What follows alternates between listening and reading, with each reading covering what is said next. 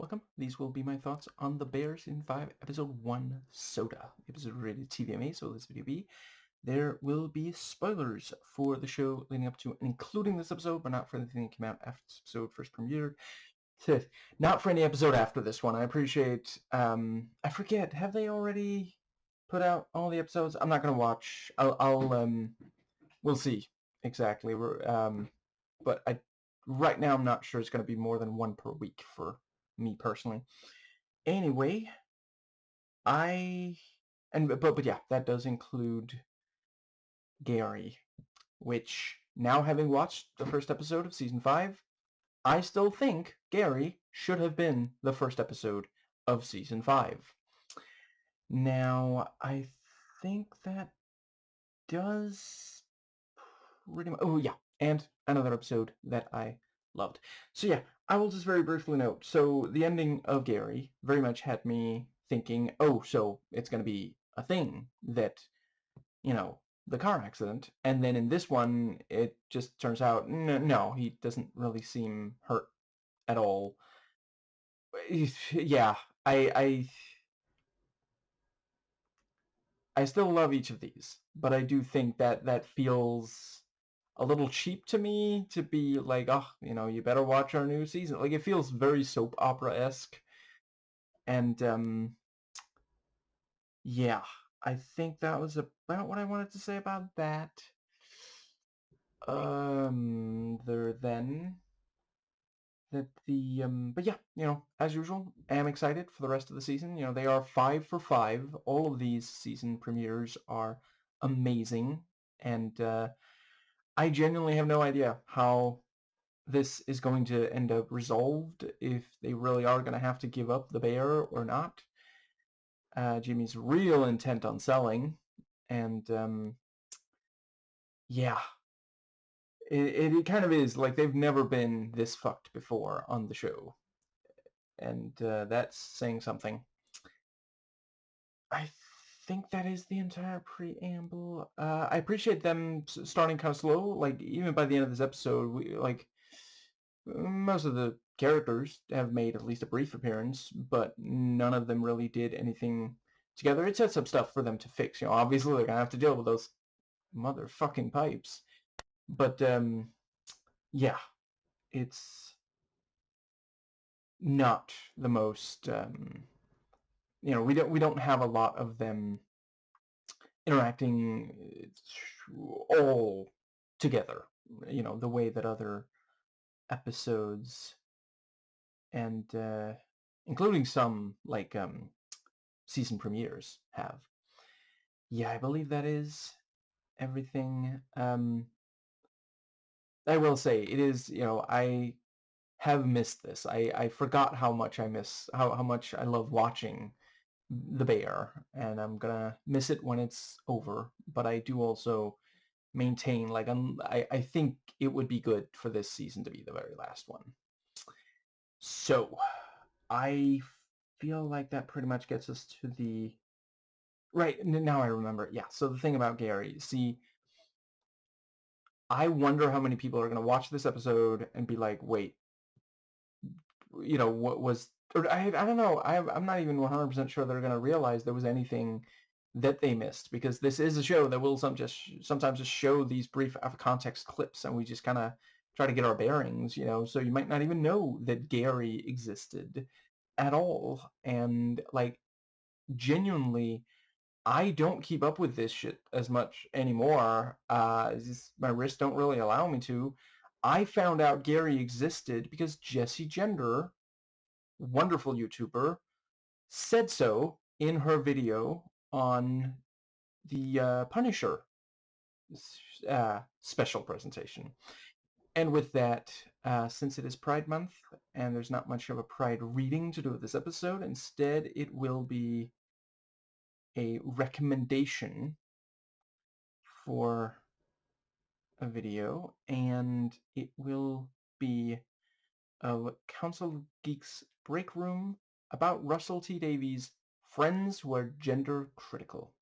Excellent video, well worth checking out if you haven't already, or do a rewatch maybe. And yeah, so the let's see. I also, yeah, I really appreciate how this episode actually starts with a couple of minutes scene that is not in and of itself like that intense. Like, it is a bit more of a quiet moment. It's sort of the quiet before the storm. I thought that worked very well. And yeah, he continues to be a really great husband to her. And yeah, this conversation about, I mean, it's not over yet. It might still work out, you know, and just, yeah, trying to process this whole fucked up situation, you know. Anyway, I believe that pretty much gets us to checking what that was, just to make sure it's not something I have to... Okay. Oh, there's more than... Okay, I swear I will not spend many moments on this. Just very briefly checking this thing of... So the... yeah, great. And there we go. So, anyway, the... I feel like the... But yeah, you know, he's reassuring without being condescending. You know, he is laying out the facts as they are. He's not just offering these patronizing platitudes, you know, which would not make him a very good husband or person in general. And yeah, I think, you know, let people feel their feelings. If they think things are fucked and the only thing you have to say is a platitude, maybe now's the time for quiet. Anyway, that does bring us, unless the person explicitly expresses that that's what they want for them. Anyway, that... Yes, so yeah, then we have the storm warning, which, like, yeah, immediately we know that is definitely going to be a problem. And I think the very next thing... So, you know, once again, good setup and building up. We have not seen the last of how the storm fucks them by the end of this episode. I feel quite confident in asserting. And then we have Richie doing pretty negative self-talk. But it also tells us where his head's at. Where his head's at. And I think the next thing is Marcus. And yeah, I did... I continue to really like the relationship between him and Luca. Did make me wonder if the episode was like sponsored by McDonald's or something. They say it a lot, like McGriddle, McGriddle. I've never had a McGriddle before. You've never had a McGriddle before? I've never had a McGriddle before. It was like fucking Seinfeld or something. Jesus fucking Christ. And the even fucking Carmy is like, you know, well, McDonald's, I don't know. Sometimes I wonder, you know, maybe I would be loving it too. It's just like, okay, can we just pump the fucking brakes on the... Jesus. And let's see. I think the next thing might have been the... Yeah, so Sid arrives, and I appreciated the ominous shots of the now at 0 timer. And I like that she, you know, sets it to count up now. So see, it's not at 0. I didn't see anything either. I didn't see anything either. And yeah, Ibrahim shows up using a cane, managing to distract me from the fact that apparently also Coca-Cola got a little bit of endorsement deal here, maybe also. That did go by pretty quickly. But the yeah, what happened to your leg, dentist? Is your dentist played by Corbin Burnson? And the let's see, the yeah, it was pretty adorable, the thing about like repeat after me, Stop repeating. Stop repeating. Oh, sorry. I want to stop repeating. And yeah, the thing about, don't let Carmen's beautiful blue eyes dissuade you. And let's see. Right, and Carmen talking to Sid, and they're gonna keep it quiet about the agreement they've come to is also, I think they're doing a good job of setting up, obviously Carmen and Ibrahim are gonna have a conversation. Carmen's, yeah, the stuff that was settled at the end of season 4 is going to come up for some of the people who don't already know. And yeah, I think, and the whole thing with time being up and Jimmy, yeah, putting crudely, but also very succinctly, how eager he is to sell. And I also,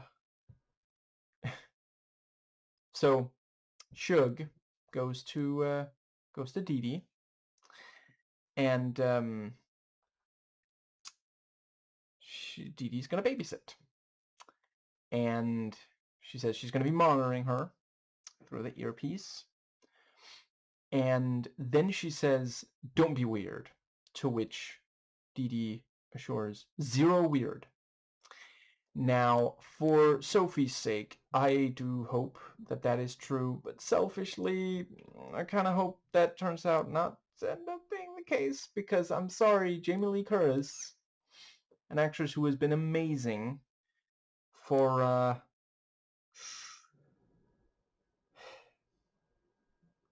I guess by now, it is almost 50 fucking years. God damn. 1978's Halloween. Holy shit. And yeah, continues to be, and astounding. A lot of her best performances have a non-zero amount of weird to them. So yeah, including very much ones on this show so far. And yeah, Shug explaining it to Sid and her being like, uh-huh. I will say, before she said, "So you're listening to Dee Dee," I thought she was going to say, "You're sure you want to leave your baby with Dee Dee?" But both valid points. And I suppose that pretty much... Let's see, what was the next thing? There was one more thing I wanted to say for the... Yeah, I thought they did a good job on the pipe situation. We see the... if nobody has already, somebody seriously has to edit that sequence into a PSA. There's actually, I guess there's several. I think you could stretch it to a no smoking, but my first thought, admittedly, was a no littering. But yeah, that is a problem. And yeah, Sid, understandably nervous around it. And I think that's right. And Luca's going back to Copenhagen. That sucks. I hope that is the last episode of the season, because I'm digging the character and actor. Anyway, also hope we're gonna get significantly more Victoria, but yeah. So glad that they upgraded her to a more prominent character. Now, I believe that pretty much gets us to... Yeah, so Richie in the car, saying some of the things that he can, like, yeah, kind of, he's like, steering wheel, jacket. Nope, still fucking upset. So it would seem like, as far as tricks a therapist might teach you, to calm yourself back down. He's Jessica Jonesing for a new one. And yeah, you see the car accident, and it is said to be his fault. Maybe that's the thing. Maybe down the line, like if they press charges or something, that could be a thing. It just still bugs me that, you know, because like the Gary was, I don't know, weeks, months before this. So yeah, it just and it didn't even need to be there. Like you could have literally edited that bit out, and the rest of it would work perfectly fine. I do not. Maybe I'll by the end of this season understand why. Other than like right now, I'm sorry. My theory is they were worried that not enough people were gonna tune in, and yeah, I think that does bring us nice. So yeah, you know, he finds the paper clip and tells Shug, and she points that, you know, she yeah, understandably, she asks him, "Are you okay?"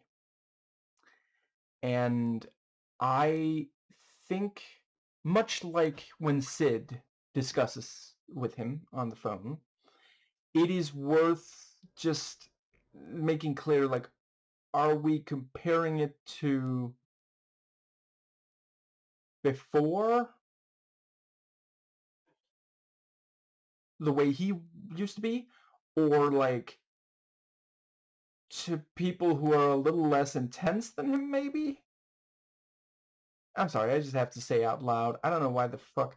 So I'm on IMDb for this episode right now. Why is Amazon trying to sell me on engine oil? I don't even fucking drive. Jesus. My own, I mean. I use public transportation. Anyway, the targeted ads, my ass. Anyway, yeah, so the let's see. Yes. The right, also at yes, the we also have the facts showing up for to deal with the pipe, and yeah, it's fucking thing sounds like it's growling at them. Yeah. I mean, I didn't need this kind of subliminal messaging to hype me up for the new Evil Dead. Like, I'm fucking there. Calm down. But I don't exactly mind it either. And yeah, I want to say Ted is the one standing there like, "Fuck you! What are you doing? Come at me, Rudd! What the fuck?" And let's see. Then there's the thing with at the massive amount of water that also felt Evil Deadite.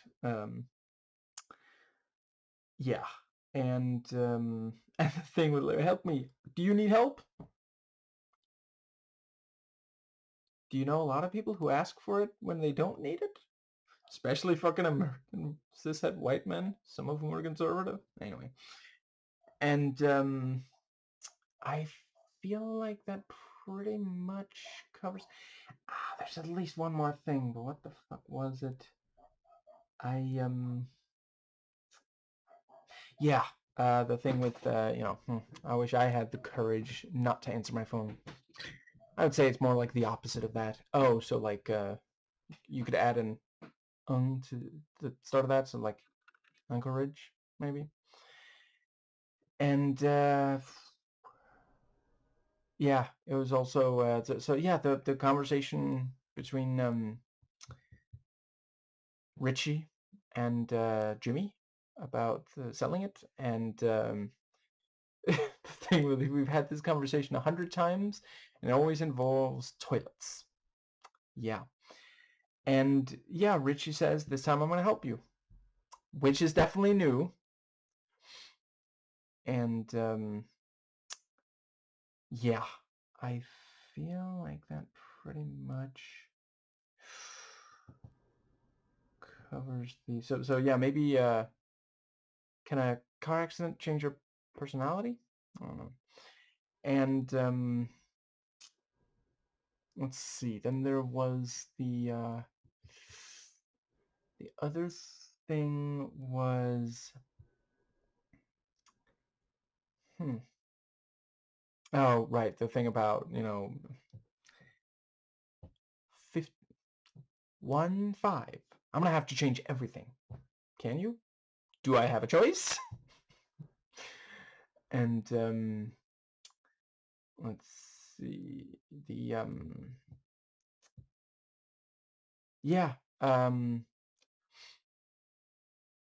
Also like the conversation with I want to say computer is what they call him. It's been a while since I watched season 4. And